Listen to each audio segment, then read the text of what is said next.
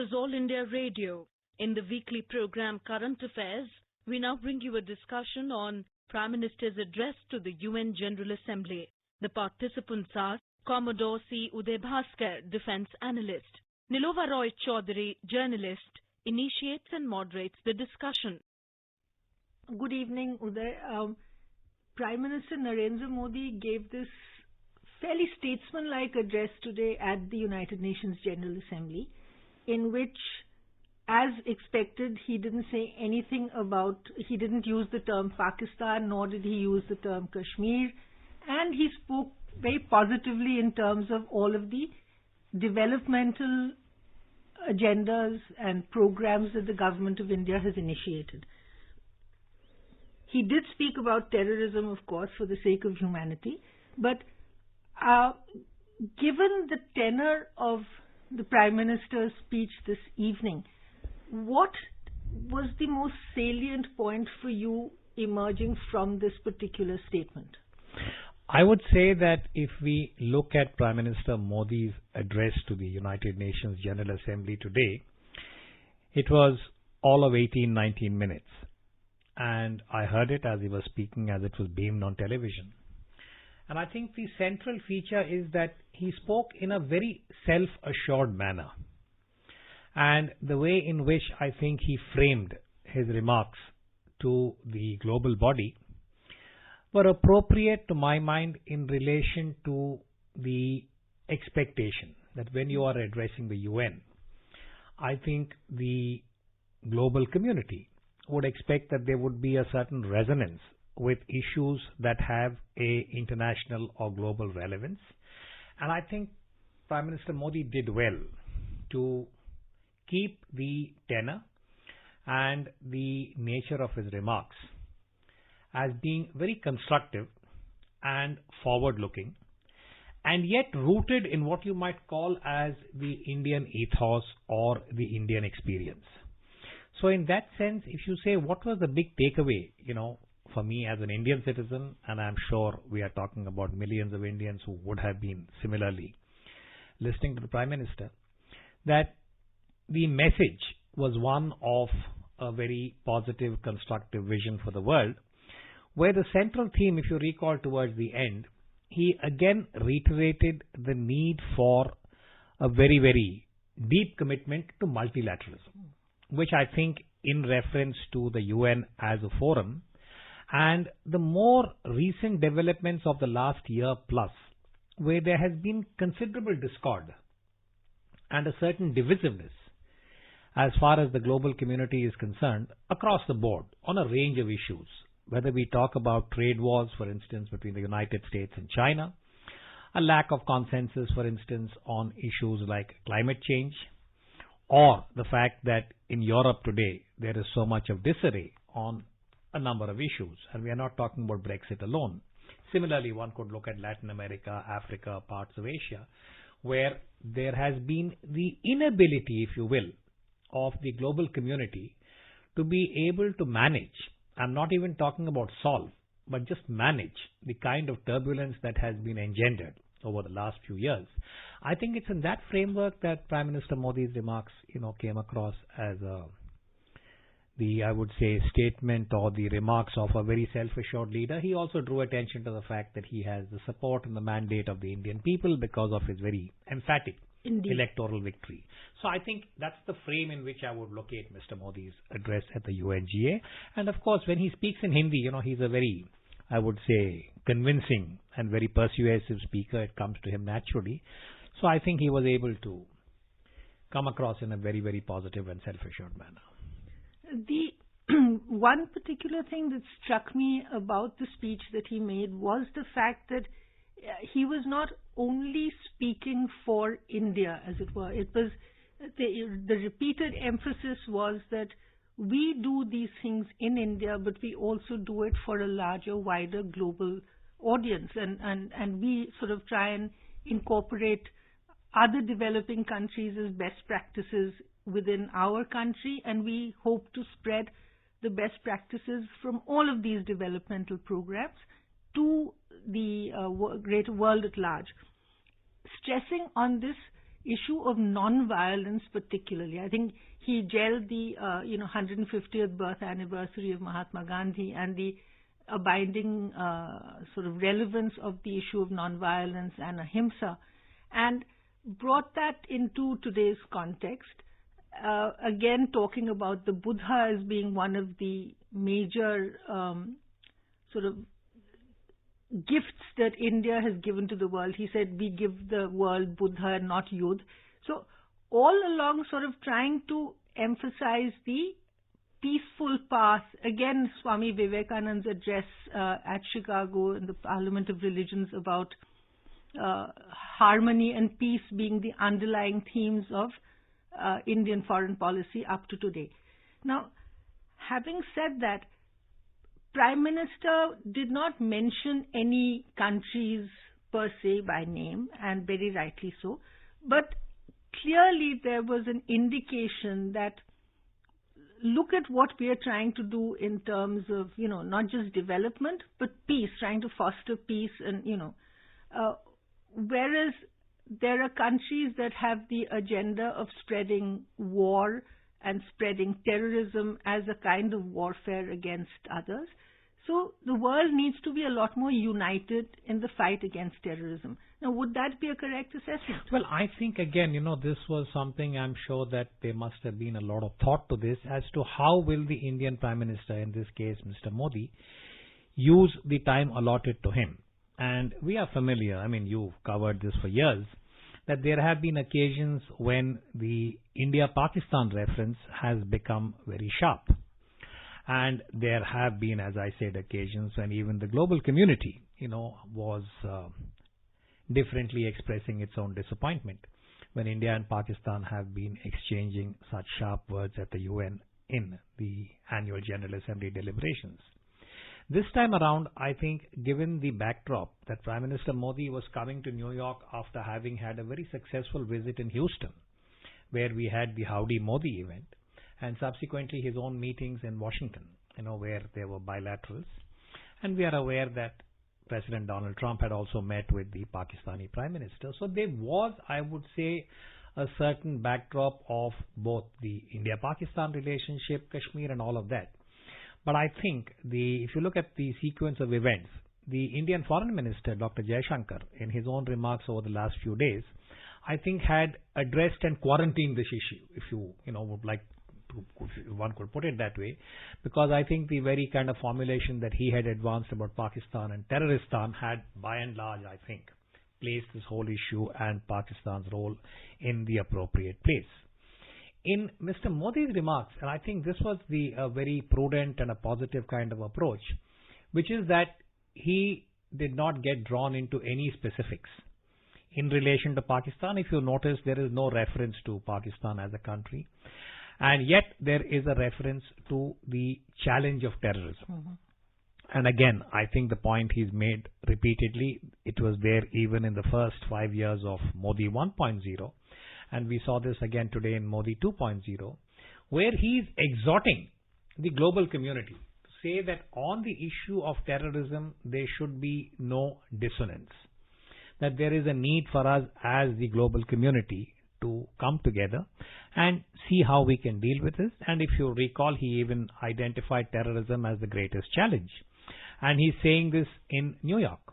New York is the city that has borne the brunt of 9/11. And the anniversary, this time we had observed the 18th anniversary of 9/11 had just been observed a few weeks ago. So I think that also was particularly poignant. And whether or not the global community would be able to actually forge that consensus, I think is a question mark. It has remained elusive for many years. But the other thing which struck me was that there was a lot of focus on the development effort that he personally has been associated with, and the way in which that could be extrapolated and scaled up in the larger global context. Now, for instance, the whole question of sanitation and health. Now, that is a very big development issue, and I think he drew attention to the kind of work that is being done in India under his leadership, the number of toilets, the number of, the amount of money that has been allocated. And I think there is a message there that when we talk about the global challenge of health, then this is a very important kind of building block. And in like fashion, the plastic issue and climate change, I mean, these are things that India is now doing in a very concerted way. And I think he's sharing his experience. I thought these were the more, I would say, enabling aspects and features, because anybody who would look back, I mean, I think we also need to remind ourselves and, also say that when you look at the UNGA, it's an annual affair. You're a diplomatic correspondent. You've done this for years. So there are almost 150 to 160 leaders who are speaking, and their, respective remarks are circulated and people look at takeaways. If somebody as a foreign diplomat were to look at Mr. Modi's speech, Prime Minister Modi's speech today, I think there would be a number of takeaways which countries can take back to deliberate upon. And I think that is the USP of the Modi approach today. As you already pointed out, he had pressed all the right buttons about where the world should be looking. And he invoked, for instance, Swami Vivekananda and the basic kind of Indian commitment to peace and harmony. He recalled the Chicago Address. And then he also drew attention to India's contribution of Gautam Buddha and the message of Buddha, which again harmonizes with Mahatma Gandhi and the 150th anniversary. So these are all normative. They are motherhood apple pie, and I think for the global community to have a political leader of the world's largest democracy making these observations, I think is very desirable. And yes, there has been this question about, the fact that Pakistan has been trying very hard to draw attention to Kashmir. And I think that was also handled or accommodated in terms of what India is doing, and that if there is a country that is invested in the export of terror, then there is, certain issues that India would, or the country that is being subjected to, would have to take. And if you recall that particular line in his speech, he talks about Akrosh. Yes. That if we are subjected to, that there would be a very determined kind of, shall we say, response to these issues. And I think that's the way in which, as I said, without going into specifics, he was yet able to convey, I think, the Indian experience. And I'm sure that there would be various interpretations about, what has been included in his remarks and what has not been included. But on balance, I would still say that he has used it without getting drawn into or sucked into the kind of specifics that I'm sure the Pakistani Prime Minister would be dealing with in his, focusing on in his own remarks. One of the things that particularly struck me also was the fact that he used the UN forum to sort of lay emphasis on all of the UN mandated sustainable development goals. I mean, health, sanitation, clean environment, all of these things.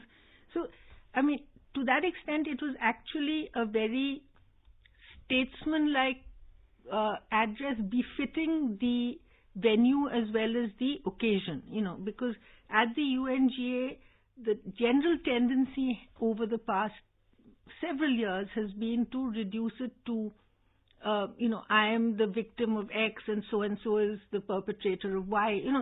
A lot of countries tend to get into this kind of tutu mama kind of situation.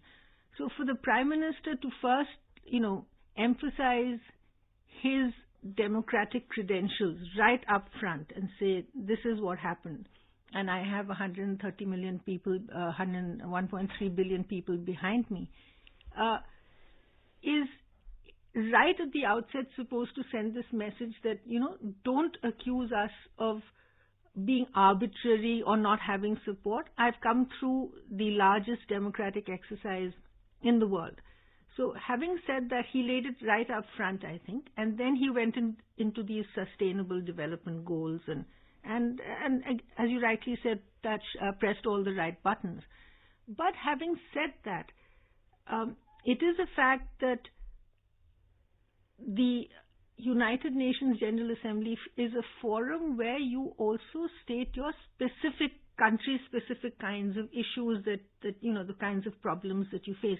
Now, is that something that he omitted to do here today, do you think? No, Nilofa, I would sort of frame this in the following manner, that what you have pointed out about the opening section of his remarks, he did make this point very, I would say, emphatically, that he has won a major electoral victory and he has the support of, 1.3 billion Indians in terms of the electoral experience. And I think, again, my reading of this is that Prime Minister Modi is addressing a global audience after August 5th. So there is, I think, a certain domestic political context which relates to Kashmir and Article 370, and I think it was important for him to reiterate, especially after Houston and the kind of remarks that we have seen in Washington, D.C., not necessarily only from the U.S. government or State Department, but also from what you might call as the dominant media in the United States and other parts of the world. So to that extent, I think this was important for him to remind his audience that he is coming here as the elected leader, 1.3 billion Indian citizens and all of that. Having said that, on the specifics, I thought that there was one important point that Prime Minister Modi made, that at a time when the global community is trying to grapple with climate change, and we had a very, very strong and visible kind of impact made by this young Swedish girl, Greta, and the global community is now cognizant, in a way that it wasn't earlier, about the immediacy of climate change, and also a sense of helplessness that even as the global body was deliberating, all kinds of dire news was coming that the Alaskan ice had completely melted for the first time in thousands of years maybe.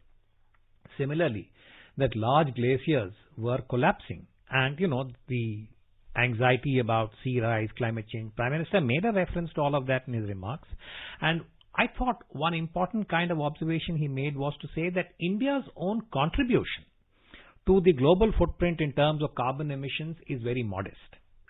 But what India is committed to is to do as much of the heavy lifting as we possibly can in terms of finding solutions. And if you recall, he also spoke about the kind of progress India is making in renewable energy.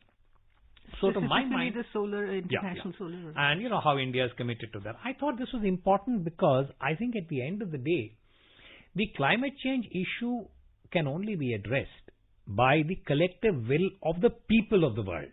Much of it has to do with lifestyles, with choices, as simple or as, I would say, ubiquitous kind of issue as whether you'll pick up a plastic bag for your shopping or you'll say, no, I will not. I'll carry my jute bag wherever I go. I think this is the kind of change that has to be brought. And and I'm saying this as an extrapolation, hypothetically, if India and China, which have the largest demographies of single states, both of them are 1.3 plus billion kind of citizenship, that we are talking about 2.5 billion people in the world who, if they are persuaded by their own political leadership to adopt a certain approach towards climate change, it will make a huge difference. And I thought Prime Minister Modi pressed the right buttons over there. But again, let me not sort of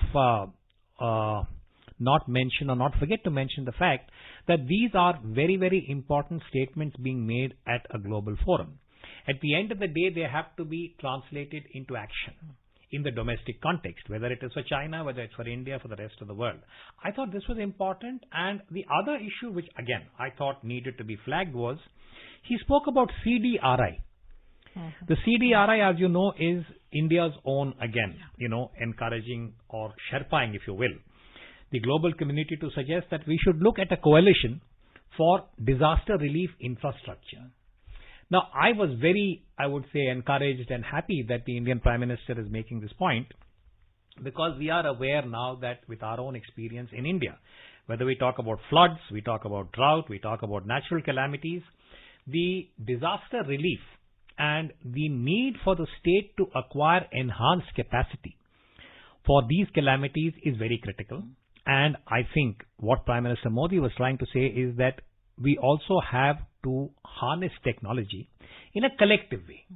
That national effort is not enough, and therefore this particular coalition is talking not so much about providing immediate relief, but about having the infrastructure in place. Now, this is a very wide spectrum. It can be defined in different ways. I would say that just taking the Indian experience, and this is likely to be a abiding challenge for the next few decades, floods. unseasonal rains. This is all over the world. It's not just India. We've had so many thousands of people being marooned, uprooted from their homes, dying and so on. This is all a part of the climate change. Yeah, climate change, process. exactly. That's the point. So what's going to happen now, as I see it, is that, since climate change cannot be controlled immediately or reversed in a very quick manner, we will have to prepare for these worst case scenarios. And that is where I think the CDRI, as the Prime Minister, Mr. Modi, mentioned in his remarks, is an important, and this is the kind of thing that Mr. Modi is very good at. He is able to, I think, weave a number of complex ideas and issues and project them in a very persuasive way. But as we have seen in the first term, I think the challenge both in relation to the big ideas, which are for the global community, and those which are India specific, the real sort of challenge is going to be able to implement, as and when all these leaders leave the UNGA. I think these are the kind of issues that we need to focus on. One more issue, since I have, served in the military, I wanted to mention this. I hope you don't mind and allow me this opportunity. He also drew attention to the UN peacekeeping. Yes. Where again, I think the point he made was that, he drew attention to the fact that when you look at the UN peacekeeping effort, India's contribution is right up there, at the very top. And this, of course, is an anomaly that I have personally been sort of, trying to flag each time, to say that if you look at the last 50, 60 years, going back to the Korean War, which is the mid-50s, we had India there. We had Indian troops there. We had Indian soldiers shedding blood. Of course, it's a different matter that India is not involved in the decision making about where to send UN troops. That's why we have the G4, and whether or not the G4 will go anywhere, that's a different story. But I think Mr. Modi did well to again remind the global community that as far as UN peacekeeping is concerned, India is there. And again, this is going to be, I think, a commitment that the member states have to do about how many, personnel, how much of financial resources they are going to bring for UN peacekeeping.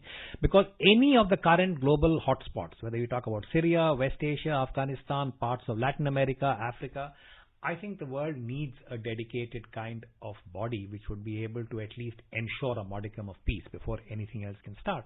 So these, I think, how much can you do in 18 minutes, I think, is a reasonable kind of thing. He packed a lot.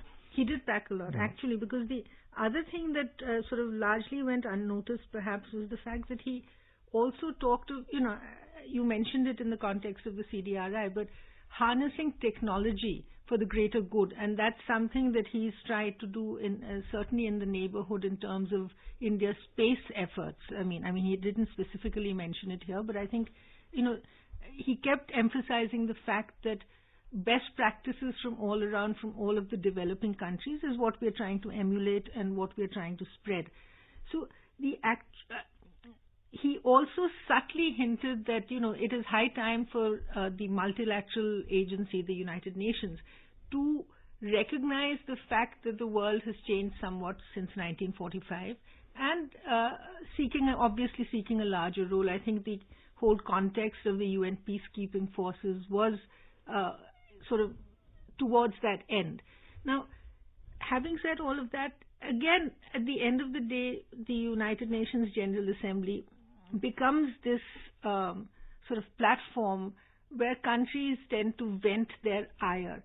So to that extent, Prime Minister Modi's speech, the address today, was very, very different because there was no real ire expressed. It was there was a plea that, terrorism should not derail the development effort.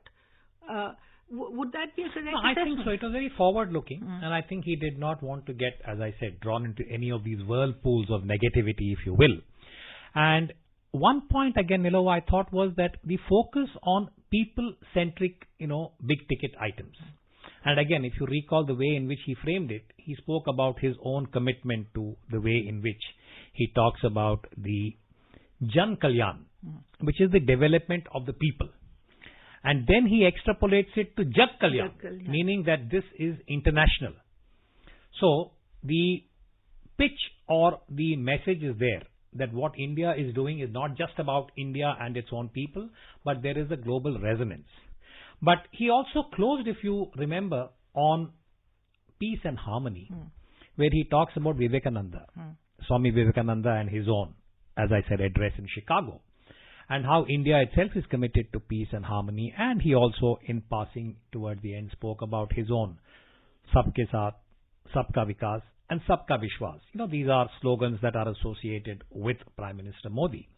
And I think this is the challenge when he is also going to come back, and he'll have to sort of acknowledge this or face this, which is that there is a larger kind of, global, at this point in time, effort, one led by Pakistan, which is to denounce and cast India in a very negative light because of August 5th. And there is also an empathetic, I would say, larger community of well-wishers of India who are all looking at India. They are observing the events of the last 6-7 weeks and trying to see how things are going to shape. And I think that is the issue that for Prime Minister Modi would be a need for him to demonstrate that when we talk about peace and harmony in the UNGA and his own commitment and Jan Kalyan, Jag Kalyan and all, I would say, the normative ideas and the kind of statements that he is making as the Indian Prime Minister, that when he is back in India and we are looking at what is happening in Jammu and Kashmir, that this particular template would also be implemented. And I think that is going to be, to my mind, going to be the larger global challenge for him also in terms of his own image and his own profile as a global leader.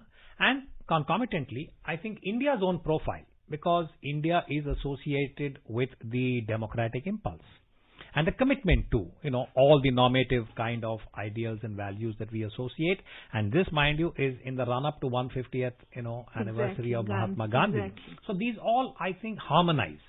And I think Prime Minister Modi, again, in a very persuasive way, invoked and connected all these, I would say, issues and linked them in a appropriate manner for a global audience. So it is this part, I think, that is going to be that not only the implementation, but how India is going to rise to its own expectations as the world's largest democracy. I think that's what the Prime Minister was suggesting in his remarks at the UNGA. And, if anybody heard the speech of the Pakistani Prime Minister subsequent to the Indian Prime Minister... Well, I must confess I haven't. So. I did, and it was fairly shocking. I didn't expect that the Pakistani Prime Minister would sort of stoop to the levels that he did. It was distasteful at best. And so to that extent, I think... particularly in contrast with that particular speech that our Western neighbor Prime Minister gave, it came out as genuinely a kind of a statesman-like address whereby you connected all of the positive dots, as you so repeatedly emphasized the fact that there was no negativity in this entire exercise today. All of these positives, Gandhi, Buddha, Swami Vivekananda, peace, harmony, UN peacekeepers, all of these things, I think India sort of comes out smelling of roses to a large extent. But again, as you very rightly point out, when he comes back to India, the most important part is that he sort of gets to implement a lot of what he has put out there on the global stage. No, absolutely. A last word, if I may. You'll remember that at one point, President Obama's wife, Michelle Obama, she'd made a very important observation in a different domestic American context. She said that when they go low, we go high. And I think Prime Minister Modi's address today was one that was very expansive, very normative, and I think he outlined a vision, which was appropriate, I think, for the global audience that he was addressing. Thank you so very much. Thank you. You were listening to a discussion on Prime Minister's address to the UN General Assembly. The participants were Commodore C. Uday Bhaskar, Defence Analyst. Nilova Roy Chaudhary, Journalist, initiated and moderated the discussion. This program was produced and presented by the News Services Division of All India Radio. You can also listen to this program on our website, newsonair.com. You may email your opinion about this program at airnsdtalks@gmail.com.